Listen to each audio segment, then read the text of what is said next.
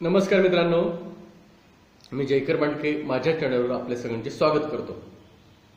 मी इयत्ता 10वीच्या पुस्तकातील unit number 2 मधील जो 6 लेसन आहे वर्ल्ड हेरिटेज याचा पहिला भाग या अगोदरच मी अपलोड केलेला आहे। याचा दुसरा भाग पेज नंबर 77 पासून सुरू होतोय, तो आपल्या समोर सादर करतोय। पेज नंबर 77 तर बघा, becoming a world heritage site. There are 5 steps in becoming a world heritage site. तर बघा, जागतिक वारसा ठिकाण बनणं याच्या 5 पायऱ्या आहेत। The first of which is for a country or state party to take an inventory of its significant cultural and natural sites। सगळ्यात पहिली पायरी कुठली आहे तर जी स्टेट पार्टी आहेत त्यांनी काय करायचं आहे तर an इन्व्हेंटरी करायची आहे। इन्व्हेंटरी या शब्दाचा अर्थ डिटेल्ड लिस्ट। तर या स्टेट पार्टीजनी एक डिटेल अशी लिस्ट तयार करायची आहे। कशाची तर of its significant cultural and natural sites, म्हणजे जी ठिकाणं आहेत ज्यांना नैसर्गिक व सांस्कृतिक महत्त्व आहे अशा ठिकाणांची एक लिस्ट तयार करायची। This is called the tentative list and it is important because nominations to the World Heritage List will not be considered unless the nominated site was first included on the tentative list। आता ही tentative list म्हणजे कसली list तर एक चाचणी वजा list, प्रायोगिक list किंवा अंदाजित लिस्ट असं म्हणू आपण। तर ह्या टेंटेटिव्ह लिस्ट ही लिस्ट म्हणजे अगोदर स्टेट पार्टीजनी जी लिस्ट तयार केलेली आहे त्यांच्या भागातील ज्यांना सांस्कृतिक आणि नैसर्गिक महत्त्व आहे अशा ठिकाणांचं, तर ती त्या यादी तयार केली, ती त्यांची टेंटेटिव्ह लिस्ट झाली। आता ही महत्त्वाची आहे टेंटेटिव्ह लिस्ट। याचं कारण असं आहे की ज्यावेळेला इथं आहे बघा, because nominations to the world heritage list will not be considered unless the nominated site was first included on the tentative list. असं आहे की जर जिला नॉमिनेशन दिलं जातं, मला जिला नामनिर्देशित केलं जातं किंवा जिचं ज्या ठिकाणाचं नाव वर्ल्ड हेरिटेजमध्ये घ्यायचं आहे असं प्रस्तावित असतं, तर त्या ठिकाणाचं नाव जर का स्टेट पार्टीच्या टेंटेटिव्ह लिस्टमध्ये जर नसेल तर मात्र त्या नॉमिनेशन सुद्धा गृहीत धरलं जात नाही, त्याचा विचार केला जात नाही। याच्यासाठी स्टेट पार्टीजनी आपली टेंटेटिव्ह लिस्ट तयार करणं गरजेचं आहे। त्यातलीच नावं काही नावं जी सिलेक्ट होऊन त्यातलीच नावं परत वर्ल्ड हेरिटेजचा दर्जा त्यांना मिळणार आहे। मला वाटतं हे आपल्याला लक्षात आलेलं असेल। Next, countries are then able to select sites from their tentative list। आता बघा, त्याच्यानंतर जे देश आहेत की नाही ते काय करू शकतात तर त्यांच्या टेंटेटिव्ह लिस्ट मधील जी साइट्स आहेत ते सिलेक्ट करू शकतात की यामधील ही नावं ते सिलेक्ट करू शकतात देश, to be included on a nomination file. आणि ते सिलेक्ट केल्यानंतर त्यांचा समावेश परत नॉमिनेशन फाईलमध्ये होणार आहे, म्हणजे याचं ज्यांना नॉमिनेशन्स दिली जाणार आहेत, नामनिर्देशित केली जाणार आहेत त्या ठिकाणांच्या याच्यामध्ये। तिसरी पायरी बघा, the third step is a review of the nomination file by 2 advisory bodies.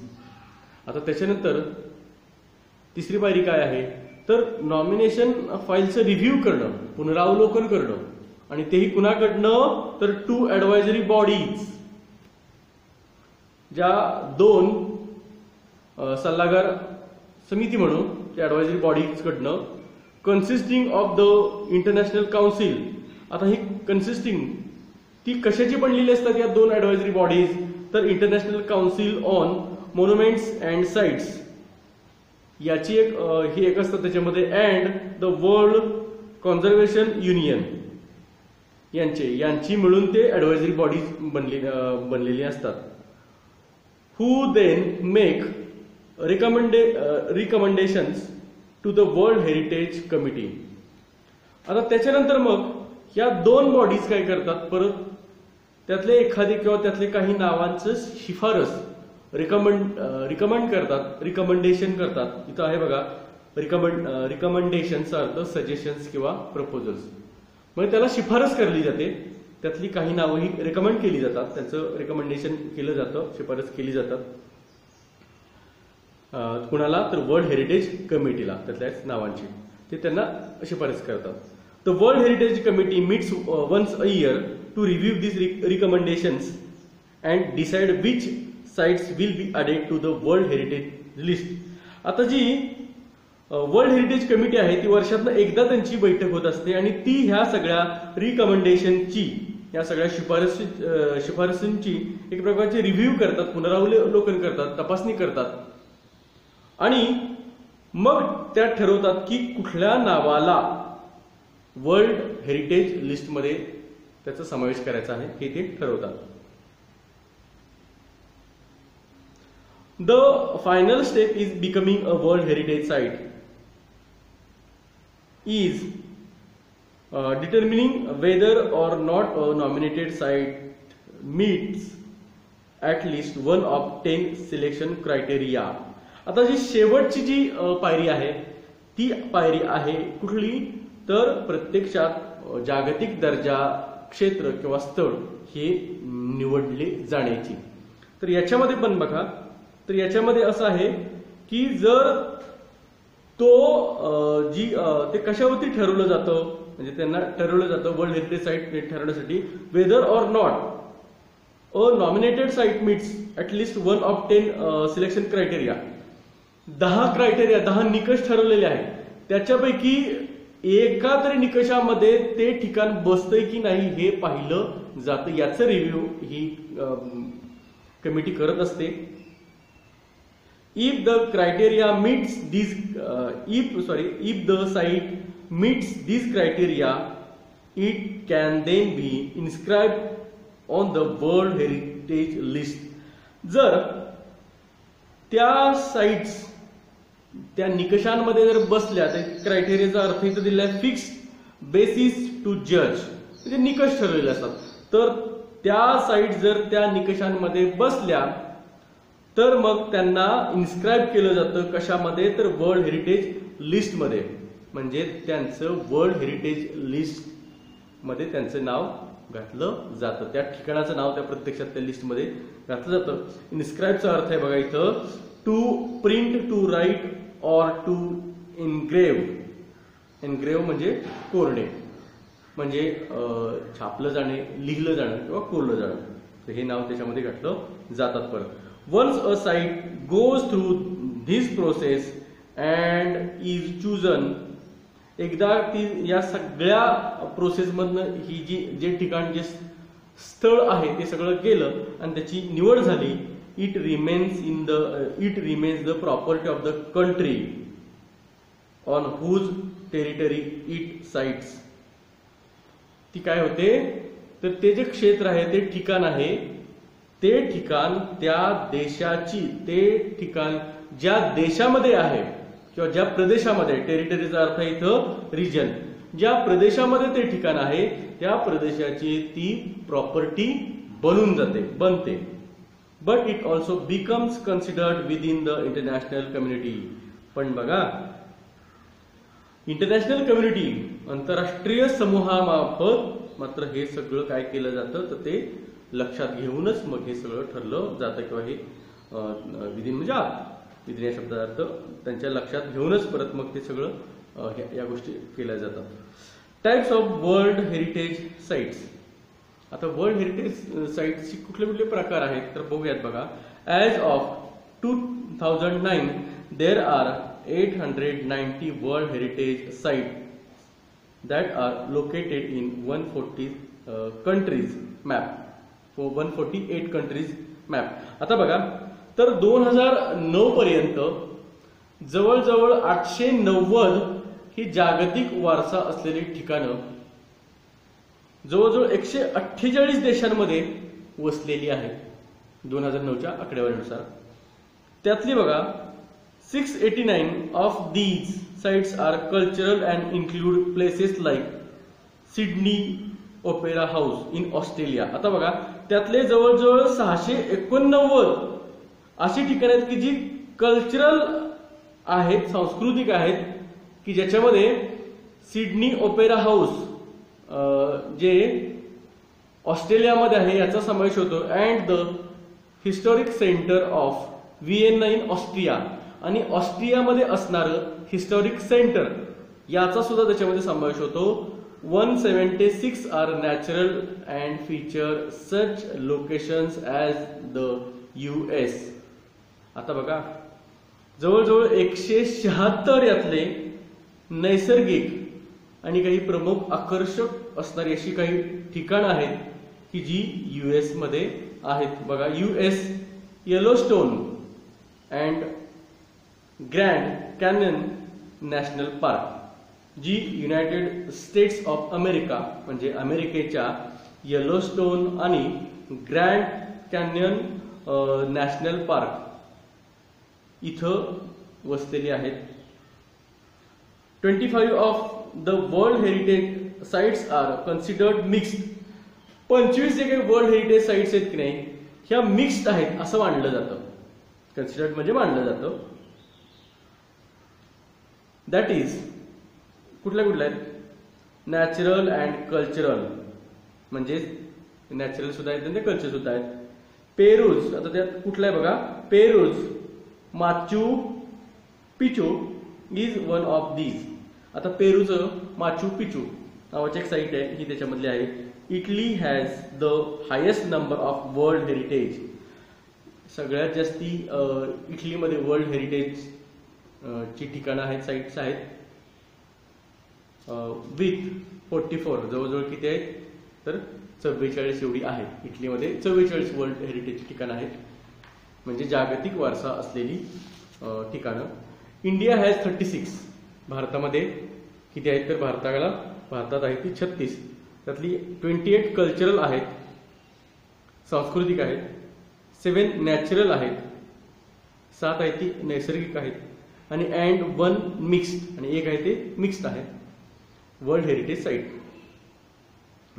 Site अशा प्रकारची भारतामधली आहे. द वर्ल्ड हेरिटेज कमिटी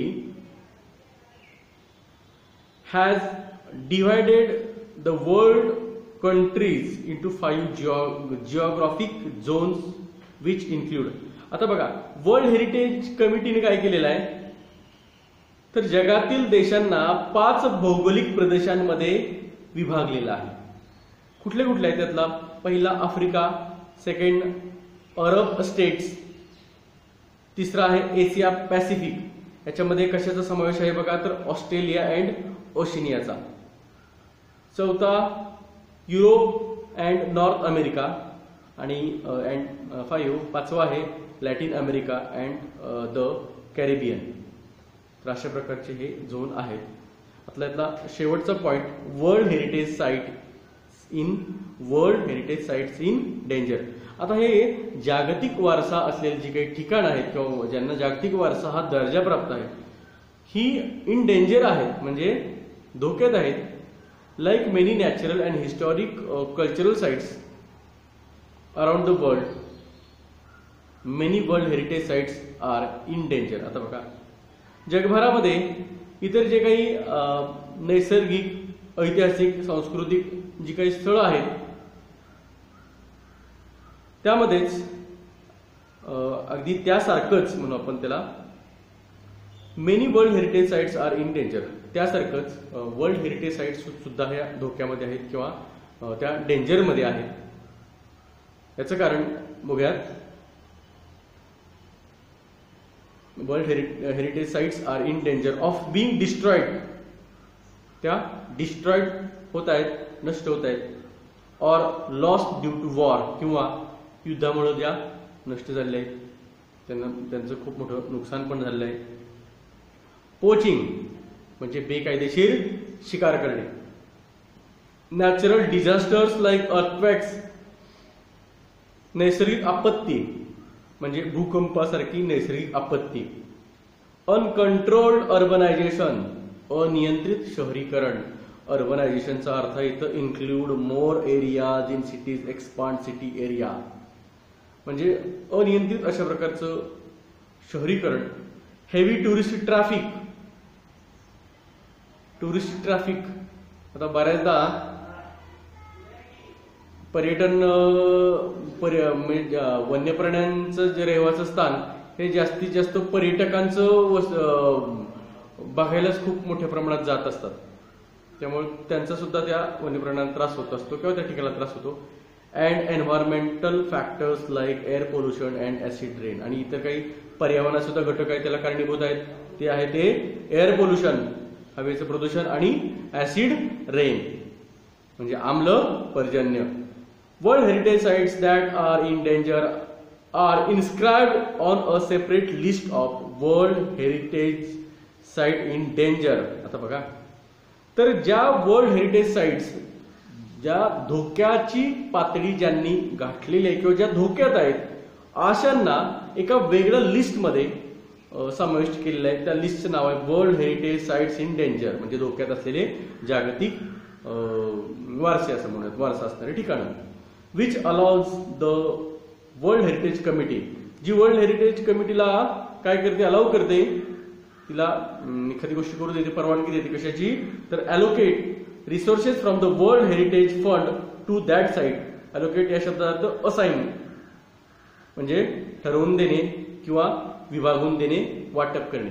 म्हणजे बघा, वर्ल्ड हेरिटेज फंड जो आहे तो फंड या त्याचं जे रिसोर्सेस आहेत, त्याची साधनं आहेत, संसाधनं आहेत, त्यांचं या ठिकाणांमध्ये वाटप करणं, योग्य प्रमाणामध्ये प्रत्येकाला विभागणी करण्याचं ही करत असते, ज्यामुळे ते करू दिलं जातं. कारण का तर ही ठिकाणं ही डेंजरमध्ये आहेत, धोक्यामध्ये आहेत. त्यामुळं in addition different plans are put into place to protect and or restore the sites. आता याच्यात ऍडिशन म्हणून याच्यात आणखी थोडंसं त्यांनी जोड दिलेला आहे, ते म्हणजे काय तर विविध प्रकारचे प्लॅन, योजना ह्या आखल्या जातात. कशासाठी, तर या ठिकाणांचं संरक्षण करण्यासाठी किंवा त्यांचं रिस्टोर करण्यासाठी, म्हणजे त्यांचं पुनर्रचना करण्यासाठी, किंवा जर जीर्ण कर झाला असेल समजा तर ते व्यवस्थित परत आहे तसं त्याची निर्मिती करण्यासाठी प्रयत्न अशा प्रकारचे प्लॅन केले जातात. If however a site loses the characteristics which allowed for it to be originally included on the world heritage list. आता बघा, मात्र जरी त्या साईटनं तिची जी काही वैशिष्ट्य असतील ती तिच्यापासून गेलेली असतात, मुकलेली असतात, ते वैशिष्ट्यांना तिनं ती लूज केलेली असतात. कारण का, तर ते यातलं बरंचसं तिचं नुकसान झालं असतं, डॅमेज झालं असतं. त्यामुळे ती ज्या लक्षणांमुळे तिचं या वर्ल्ड हेरिटेज लिस्टमध्ये तिला समावेश झालेला असतो, ती लक्षणं तिची कमी झाली असतात किंवा त्यांचं नुकसान झालं असतं, तरी सुद्धा हे काय केलं जातं बघा, the world heritage committee can choose to delete the site from the list. बघा, तरी सुद्धा त्यांचा त्याचा समावेश केलेला गेला असला तरी सुद्धा भविष्यामध्ये मात्र काय केलं जातं, तर वर्ल्ड हेरिटेज कमिटी आहे की नाही, ही आपल्या लिस्टमधनं त्यातली काही नावं ही डिलीट केली जातात, नावं काढून टाकली जातात. कारण का, तर त्याला जर हेरिटेज दर्जा दिलाय पण त्याचं जर महत्वच जर राहिलेलं नसेल तर मग त्याला ठेवून उपयोग नाही, म्हणून ते त्यांना काढून सुद्धा टाकू शकतात. The site from the list. To learn more about world heritage sites. आता बघा, तर या वर्ल्ड हेरिटेज साइट्स म्हणजे जागतिक वारसा असलेले ठिकाणं, स्थळं, यांच्याबद्दल अधिक माहिती, अधिक जाणून घेण्यासाठी visit the world heritage centres website. तर त्यांनी सांगितले की वर्ल्ड हेरिटेज सेंटरच्या वेबसाईटला भेट द्या, जिथं दिलेलं आहे whc.unesco.org. यावरती या वेबसाईटला तुम्ही भेट द्या तुम्हाला वर्ल्ड हेरिटेज बद्दलचं भरपूर तुम्हाला माहिती काय होऊ शकते तर मिळू शकतो.